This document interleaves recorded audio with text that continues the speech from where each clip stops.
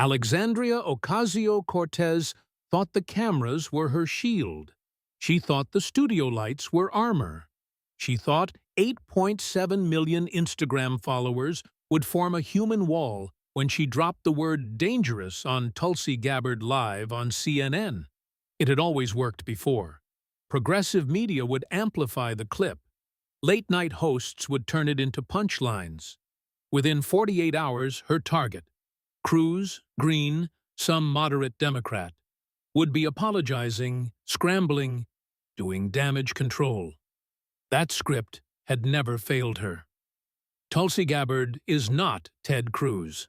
She is a lieutenant colonel who earned a combat medical badge while treating wounded soldiers under fire in Iraq. As Director of National Intelligence, she controls 18 agencies, $42 billion in classified budget, and every federal financial database on Earth. Type a name, hit enter, watch every Venmo, Zelle, Wire, and questionable dance coach payment scroll across the screen. She does not blink when she sees corruption. She destroys it, methodically, completely, on live television. So when AOC leaned into her mark, smiled bright, and said, "Dangerous," she detonated a claymore she never saw. The studio went silent. Not dramatic pause silent, but convoy IED silent. Tapper froze. His producer screamed in his IFB to cut to commercial, but Tulsi had not moved. She sat perfectly still for 3 seconds, 1,000-yard stare locked on the Congresswoman, the same stare she wore in Fallujah while a 19-year-old private bled out from a femoral hit. Every veteran watching knew what came next. Tulsi reached into her briefcase, calm, combat room calm, and withdrew a slim folder. Ocasio-Cortez Ethics Overview, unclassified. She laid it on the desk the way a surgeon lines up scalpels. America leaned forward. "Congresswoman, since you question my integrity on live television, let's discuss your $35,000 unpaid Met-Gala bill." The words landed Predator drone clean. No shout, no smirk. Just documented House Ethics Committee findings read aloud in library tones. According to the report, released July 25, 2002, Representative Ocasio-Cortez violated House rules by accepting gifts without paying full fair market value for her 2021 Met-Gala appearance. She wore a tax the rich dress while accepting $35,000 in services from millionaires she claims to oppose. That is only the opening paragraph. Tulsi produced a second folder, House Disbursement Records. Let's talk about how you spend taxpayer money. In December 2024, you used your member representational allowance, taxpayer funds meant for official business, to pay $3,700 to one Juan D. Gonzalez for dance training, plus $550 to Bombazo Dance Co. Those entities do not exist in any FEC database, any state corporate registry, any federal contractor list. Americans for Public Trust filed an ethics complaint alleging you disguised personal expenses as office costs. AOC's mouth opened. No sound came out.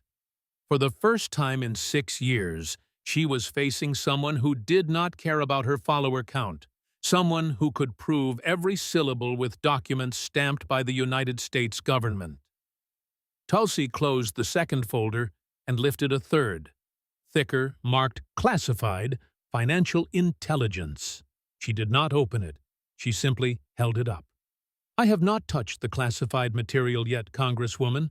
As DNI, I can trace international money movements, review law enforcement financial investigations, and access any records relevant to national security, including patterns of elected officials. Do you want to discuss what else I found when I ran your name through those systems?" The studio audience, hand-picked for political balance, sat frozen. They were watching something that never happens in American politics. A politician being forensically dismantled with evidence that cannot be spun, cannot be hashtagged away, cannot be hidden behind an Instagram filter. Tulsi stood, gathered her folders, and walked off the set, leaving Alexandria Ocasio-Cortez alone at the desk, career in ruins, future uncertain. No applause, no booing, just the silence that follows truth when it finally speaks. The clip hit 1 billion views in 48 hours. AOC destroyed trended #1, but the hashtags were irrelevant. The documents were public. The ethics referral was already filed, and the House Ethics Committee announced a formal reopening of its investigation within a week. Progressive media tried the usual spin, sexism, elitism, out of context. But every outlet that ran the documents side by side with AOC's old tweets looked ridiculous in real time. By sunrise the next day, moderate Democrats were privately thanking Tulsi for cleaning house. Republicans were calling her the most effective member of the cabinet. Independents were registering Tulsi-crat as a write-in option. Death threats started before she reached the parking garage. Her house was egged, then spray-painted, then shot at, twice. She requested no extra security for herself. She encrypted a tip line for whistleblowers and established a witness protection fund for congressional staff willing to come forward. Within 6 months, 23 members of Congress, both parties, faced active ethics inquiries. None of them could claim partisan witch hunt. The folders were alphabetized, not politicized. Washington tried every counter-move. Strip her budget. She spent less and exposed more. Hold hearings on weaponizing intelligence. She turned each hearing into a tutorial on forensic accounting. Accuse her of abuse of power. She released the unredacted calendars showing she had used only public documents and existing Treasury databases. Every attack became another stage, every stage another lesson. Receipts beat rage. Data beats drama. Calm beats chaos. Her approval numbers climbed to 68% nationwide. Polls showed 71% of Americans wanted more leaders like Tulsi. Not because she was perfect, she had never claimed to be, but because she had proven that one person with courage, clearance, and a folder of facts could still hold the powerful accountable and walk away unbought, unbowed, and uncancelled. The movement grew faster than any PAC or super PAC. Citizen watchdog groups copied her methods in state houses from Augusta to Sacramento. Freshman representatives started their terms by voluntarily publishing full expense logs. Veterans filed for office in record numbers, citing the Gabbard standard. Lobbyists complained that Tulsi ruined the fun, which only proved she was doing it right. 1 year later, on the anniversary of the confrontation, Tulsi returned to Studio 3B, this time as a guest, not a combatant. Camera 3's tally light blinked red again, but the maple desk was gone, replaced by a simple table and 2 chairs. She placed a single manila envelope between them, unopened. The host asked if she planned to reveal new documents. She smiled, the small, tired smile of someone who has already won the only war that matters. "I don't need to open it," she said.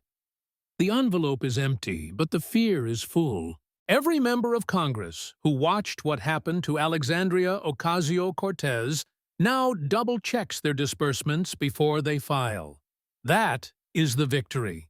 The warrior does not need to keep fighting once the fraud decides honesty is the safer career move. She stood, left the envelope on the table, and walked out.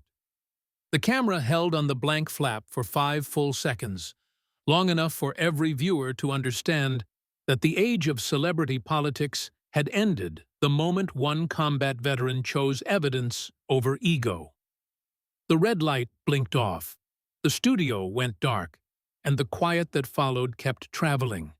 Subway car, dorm room, diner booth, polling place, reminding every American that when the warrior faces the fraud, the warrior always wins, and the Republic is better for it. That is the end of the story. It is also the beginning. The envelope stayed on the table for 47 minutes after the feed cut. A production assistant finally slipped it into her tote, meaning to toss it, but found herself carrying it home like a relic. She framed it, plain manila against white matte board, no caption, no date. It hangs above her desk now, a quiet warning to every Pole who wanders through her apartment for campaign fundraisers. The warrior does not need to open the folder again. The fear alone keeps receipts current. Meanwhile, Washington learned a new choreography. Before any expensive retreat, any donor weekend, any educational trip to Napa, staffers pull up Tulsi's monthly disclosure dump and run BTRLF on their boss's name. If it lights up, the trip is postponed due to scheduling. If it stays dark, they still submit extra paperwork, because the envelope might be blank today, but the database is updated every sunrise. Lobbyists call it the Gabbard discount. If a member demands a kickback, the going rate drops 30%. Hush money baked into the bribe. K Street firms now hire forensic accountants the way they once hired bartenders. The smart ones keep a former Treasury analyst on retainer to scrub wire transfers before they happen. Corruption still pays, just less, and only in cash small enough to fit inside a greeting card. Tulsi took none of the victory lap money. Book offers hit 7 figures. She donated the advance to the whistleblower fund. Speaking circuits dangled private jet lifestyles. She drove her 2013 Honda to VFW halls and Rotary lunches, expense reports in the trunk next to a case of water and a spare blouse. Every event ends the same. She sets the empty envelope on the podium, walks off before applause can warm the room. No autographs, no selfies. Just the paper reminder that power is loaned, not owned. The first death threat arrived by courier, typed, single-space, DC postmark. She reported it, then released the letter publicly, redacting only the sender's obvious attempt to sound unhinged. Within 24 hours, the FBI had a suspect. Within 48, he was indicted. Tulsi waived protective detail for the trial, sat in the front row, stared the man down while the verdict was read. When reporters asked if she felt vindicated, she shrugged. "I've seen worse aim." The clip looped for a week, and every would-be attacker recalculated risk versus reward. Congress tried one last gambit, an amendment to the annual intel bill that would require the DNI to obtain bipartisan congressional consent before releasing any ethics referral to the public. The night before the vote, Tulsi uploaded every pending referral, redacted only for sources and methods, to a public server. The link crashed from traffic. The amendment died without a vote. A freshman Democrat was overheard in the elevator. She turned transparency into a weapon, and we handed her the ammo. States began copying the model. Montana passed the Gabbard rule. Any state legislator who accepts a gift over $50 must post the receipt within 72 hours or forfeit the per diem stipend. Illinois required every General Assembly expense to include a one-sentence public purpose. Vague entries are rejected by an automated system before reimbursement is even processed. New Hampshire's part-time legislature, paid $100 a year, now uploads cell phone photos of every free buffet. None of it is glamorous, but graft hates daylight. And daylight is cheap. The real legacy lives in recruitment offices. Military enlistment among women aged 18 to 24 spiked 14% the year after the confrontation. ROTC programs report cadets citing Lieutenant Colonel Gabbard as inspiration more often than any living general.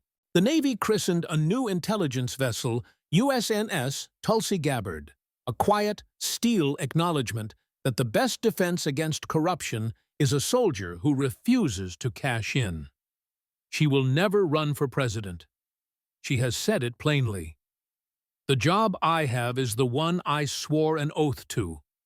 Protect the Constitution from all enemies, foreign and domestic. The Oval Office already has plenty of applicants. The Constitution has only one Director of National Intelligence willing to treat every member of Congress like a potential threat to the Republic. Pollsters still test her name in hypothetical matchups.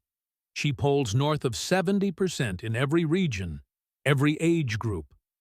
She ignores the numbers the way she ignores the death threats, calmly, completely, and without apology. On quiet nights, she drives to Arlington, walks Section 60, and leaves a coin on the grave of the private who bled out in Fallujah, the one whose femoral artery taught her that some wounds never close, some debts never settle. She does not speak. The envelope in her pocket stays sealed. The warrior does not need to reopen the folder. The fraud already knows the sound of paper sliding across wood, already hears the copper taste of accountability, already feels the quiet that never stops walking. And the quiet keeps walking. Through Amtrak quiet cars, through Iowa caucus gyms, through donor retreats where the bar tabs suddenly match the posted receipts. It walks through freshman orientation, where new members receive a blank manila folder and a single-page handout titled How to Stay Out of the Database. It walks through the dreams of interns who now double-check expense reports before they hit submit. Through the nightmares of veterans who thought their war ended overseas, only to find it continued on C-SPAN. One day, years from now, a child will ask why an empty envelope hangs in the National Archives beside the Constitution and the Bill of Rights. A guide will answer, because once upon a time a soldier proved that paper beats lies, quiet beats noise, and one honest American can still make the powerful afraid of the dark. The warrior does not need to open the envelope again. The fraud already heard it speak. And the Republic, breathing easier, keeps the light on, just in case. The quiet turned into a rhythm, an arrhythmia at first, then a metronome the city could not shake. You heard it in the click of metro turnstiles that now matched the cadence of House voting bells. You felt it in the vibration of phones set to silent, every screen lighting up with the same push alert font. New Gabbard drop. Receipts attached. Washington's heartbeat had been reset to the pace of one woman's calendar, and the town's insomniacs learned to count sheep in pages of disbursement logs. Tulsi kept the Honda. She also kept the same Capitol Hill parking spot, unmarked, outer perimeter, beneath a broken street lamp that no one ever fixed, because fixing things draws attention. At 05:43 most mornings, you could see her in the rearview mirror, running a thumb along the sealed envelope on the passenger seat, checking that the glue still held. It was always empty, always sealed, always present, like a sidearm you hope never to draw. Staff joked that the car's real horsepower was the folder in the trunk. The engine just came along for the ride. Inside the dome, the envelope became currency. Freshmen now bartered with it. I'll co-sign your amendment if you walk with me past Gabbard's office holding one of those blank folders. Optics say I'm clean. They called it Manila swagger. Lobbyists kept stacks of them, personalized, heavy stock, gold foil logo, handing them out like business cards that whisper, "Don't worry, we've already pre-audited ourselves." Even the printers on K Street started charging a premium for watermarked stock. Nothing says ethical like paper that costs $4 a sheet. She never laughed at the theater, never scolded it, She simply published the next month's spreadsheet on the first business day at 0800 Eastern. Sharp. No rollout, no promo, just a clean CSV titled Q2 Expenditures Members that crashed the House cloud server by 0807. By 0815, reporters had already found the outliers.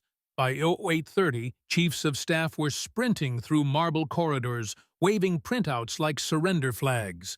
The cycle became ritual: release, scramble, explain, reform, until the next quarter, when the ritual began again. Some members started pre-releasing their own spreadsheets the night before, desperate to control the narrative. Those spreadsheets were always prettier, always incomplete, and always too late. The envelope had taught them that paper confesses faster than speech. States kept exporting the model. California passed envelope-grade legislation. Every county supervisor must upload receipts within 5 business days or lose the ability to place items on the agenda. Texas required every state agency purchase over $200 to include a photo of the item next to a ruler. Proof of size and existence, the bill read. Florida's CFO started sending random text messages, send location and selfie with the purchase. To auditors in the field, a geo-tagged spot check that made phantom expenditures evaporate. None of the laws carried her name. She never lobbied for them. They simply appeared, drafted by staffers who had watched the clip in college and decided that accountability looked cooler than influence. The threats escalated from spray paint to sophistication. A phishing email spoofed the House clerk's domain, subject line, Urgent Ethics Subpoena, attachment titled, Gabbard Case 7443. She opened it on an air-gapped machine inside a skiff. The malware was state-level, Russian fingerprints mixed with outsourced code from a Balkan cottage industry. She forwarded the package to CISA, then held a press conference showing the metadata line by line, ending with, "If you are going to come for me, at least use original code." The clip played on loop. Within 24 hours, the campaign fizzled, servers wiped, Bitcoin wallets drained. The envelope stayed sealed. The hackers never figured out that the real weapon was the audience watching her dismantle their trap in real time. She began teaching a 1-credit seminar at Georgetown. Friday afternoons, no cameras, no press. Title on the syllabus, Forensic Accountability in Democratic Systems. The wait list stretched to 2029. Veterans, policy nerds, and a surprising number of Instagram influencers filled the seats, all clutching blank manila folders like admission tickets. The final exam was simple. Pick any member of Congress, find one undisclosed gift, file the ethics complaint, document the outcome. Pass rate was 100%. Expulsion rate from the Hill was 12%, and climbing. She graded on accuracy, not style, because style is what got Washington into this mess. One night, a freshman senator, Harvard-educated, Silicon-funded, approval rating sculpted by data analytics, asked during office hours, "How do you sleep knowing half the town wants you destroyed?" Tulsi opened the desk drawer, pulled out the sealed envelope, set it between them. "I sleep next to this," she said. "Empty paper, full conscience. Try it sometime." The senator drove home, bought a pack of number 10s at a 24-hour CVS, sealed them blank, and stacked them on the nightstand like sleep aids. Within a month, she had pre-reported a lobbyist-funded spa weekend she had forgotten to disclose. The envelope became a Washington bedtime story. Once you realize the paper is watching, you stop writing stories you can't defend. The real power shift happened in campaign finance. Dark money groups tried to counter her by funding anti-accountability PACs with names like Freedom to Lead and Progress Without Paperwork. The donations were laundered through 501c or FIRSs then through LLCs registered in Delaware, then through shell corporations in South Dakota. Layers like Russian dolls. Tulsi's office traced every wire, published the routing codes, and released a color-coded map that looked like a global plate of spaghetti. The clip hit TikTok. Gen Z interns in both parties started calling the PACs pasta parties and refused to work for candidates who took their money. Within 1 quarter, half the laundered funds were returned to donors, uncooked. The envelope had taught them that paper trails are gluten-free and impossible to digest. Overseas, allied intel services began copying the model. Estonia's Kapo started publishing quarterly gift registers for MPs. Within a year, 3 cabinet ministers resigned over undeclared sauna upgrades. Australia's ASIO built a public dashboard tracking politician real estate transactions. The site crashed under traffic the day it launched. Even the Swiss, who once treated banking secrecy as national sport, passed a Gabbard clause requiring parliament members to disclose beneficial ownership of any account, anywhere, in any currency. Corruption went global. So did the antibody. Back home, the warrior kept her rhythm. 0543, Honda started, envelope checked, Arlington coin placed. Some mornings, she added a second coin. New name, new grave, new reminder that the cost of lying is measured in real blood, not polling points. The cemetery groundskeeper once asked if she wanted a logbook to track the coins. She declined. Memory is the only ledger that can't be hacked. The first member of Congress to beat her to the punch was a sophomore Republican from rural Illinois. He pre-released every expense down to the Diet Cokes, attached receipts, and challenged Tulsi to find fault. She reviewed the file, found nothing, and tweeted a single green checkmark. His fundraising exploded. His town hall wait list stretched around the block. Washington learned that transparency could be a superpower, but only if you lived clean enough to survive the spotlight. The envelope had created a new arms race, one where the only winning move is to have nothing to hide. She aged, but not in the way politicians do. No spray tan, no panic dye, no attempt to outrun the calendar. Gray streaked her ponytail like gunmetal ribbon. The Honda's odometer rolled past 200,000 miles. When reporters asked if she would ever write a memoir, she pointed to the monthly spreadsheets. Memoirs are about memory. That is memory. Print it if you want a book. No publisher ever got an advance. The spreadsheets are free, public, and more thrilling than any kiss and tell. The final shift was cultural. Comedians stopped treating politics as punchline fodder. The real joke was always the receipt you forgot to file. SNL ran a sketch where a devil-on-the-shoulder congressman debated stealing a private jet ride. The angel simply held up an envelope, and the devil evaporated in a puff of metadata. The laugh track was huge, but the message landed. Corruption is no longer cute. It's cringe. Tulsi never watched the sketch. She was reviewing a new batch of whistleblower tips, coffee gone cold, high-beam eyes scanning for the next decimal point out of place. One December dawn, she arrived at Arlington to find a quarter resting on the headstone instead of the usual penny. Attached was a sticky note. Lt. Col Gabbard, thank you for teaching us that honesty is a war we can still win. She pocketed the quarter, left her usual coin, and drove to the Capitol in silence. For the first time, she allowed herself a small private smile. Not victory, but recognition that the quiet had become a chorus, and the chorus was singing in key. The envelope remains sealed. It always will. It no longer needs to be opened. The fear it generates is now self-sustaining, like a star that keeps burning after the match is blown out. Every member of Congress who files a clean report, every state senator who declines a lobbyist gift, every city council intern who demands a receipt before approving lunch. Each of them carries a tiny replica of that blank manila folder in their head. The warrior never has to draw her sword again.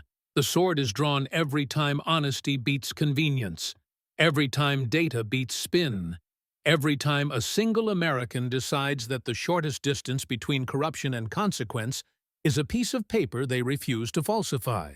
And so the quiet keeps walking, through marble corridors, through suburban polling places, through the Honda's cracked windshield at 0543, reminding us that the Republic is not saved by heroes on horseback, but by citizens who choose, one receipt at a time, to make honesty the safest political strategy ever invented.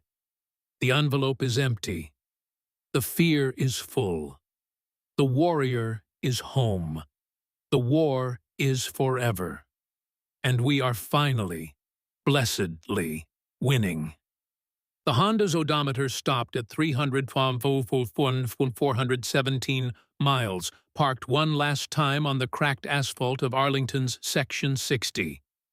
Tulsi stepped out, envelope in hand, still sealed, still blank, and set it on the headstone of the 19-year-old who bled out in Fallujah.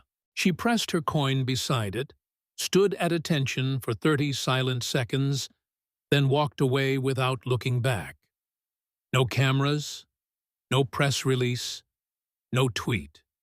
Just the wind moving through white stones that now carry a new inscription. Here lies the fear that kept a republic honest.